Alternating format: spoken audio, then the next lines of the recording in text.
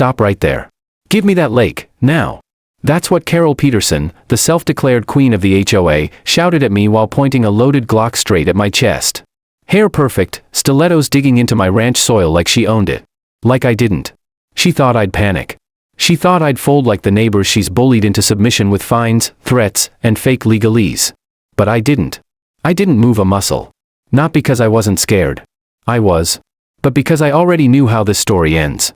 Not with a bang, but with a check, one that would buy her entire HOA right out from under her. But let me rewind. Let me tell you how a morning duck-feeding ritual turned into a suburban turf war that ended in a hostile takeover.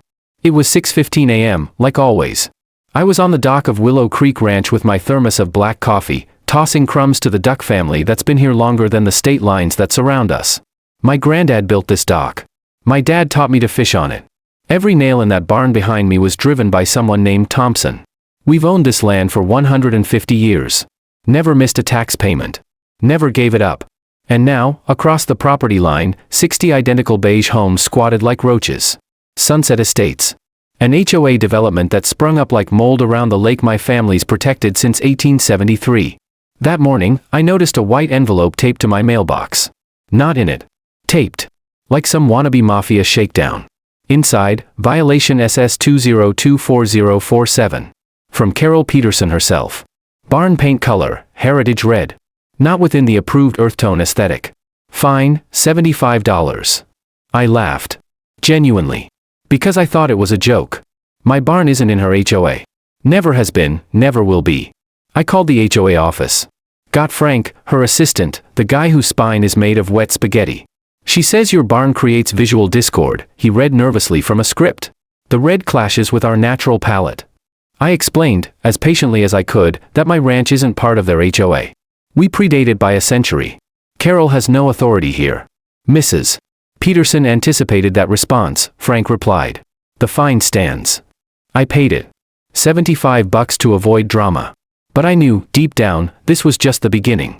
1 week later, I got a certified letter from a law firm, Henderson Associates. HOA legal specialists. The kind who smell blood in the water and bill $500 an hour to drink it.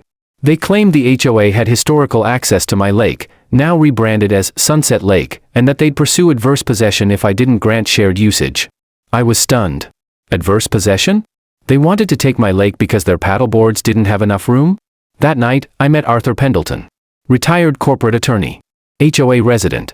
One of the few in Sunset Estates who hadn't drunk Carol's Kool-Aid. He saw the letter and sighed. She's done this before, he told me. She goes after property owners like a snake in a legal suit. Tuesday came, and I walked into their HOA meeting with a binder full of documents, the original land grant from 1873, tax records, surveys, everything. Carol didn't look at a single page. This is about community unity, she barked. Not dusty paperwork. A young man, David Miller, raised his hand. Those documents look legit. Carol snapped, you've lived here 8 weeks. Let the adults handle it. The vote passed, a $2,000 fine for obstructing community recreation. It escalated from there. Drones buzzed over my property. I found cigarette butts on my dock. Then came Family Fun Day. Carol parked bounce houses along my fence. Blasted EDM. Kids threw frisbees conveniently near my lake. She even shouted, thank Mr. Thompson for returning our community property. I called the cops. Officer Johnson showed up, sighed, and told her to lower the volume. That's it. But Arthur had advice. He leaned in close and said, you're looking at your paperwork. Start looking at what your grandfather left you. All of it. That night, I went into the basement. Opened my grandfather's army trunk. Inside, medals, maps, and a geological survey. Confidential, Willow Creek survey. Substantial quartz crystal deposits beneath lake bed. Estimated high commercial value. Taped to the front was a note from Grandpa. Government men came again. Told him this lake isn't for sale. Some treasures belong to the family. And that's when it clicked. Carol didn't want a lake for paddleboarding. She wanted the minerals beneath it. And she was using the HOA as a weapon. The next morning, Carol showed up in a Mercedes, heels stabbing the gravel like war drums. We need to resolve this lake situation, she demanded. Good morning, I said, holding my duck feed bucket. You're on private property. I'm conducting official community business. I explained again, 150 years of documented ownership. 1873. Legally ironclad. I don't care about your moldy old papers, she snapped. This lake is essential for our master-planned community enhancement. Think of the children's future.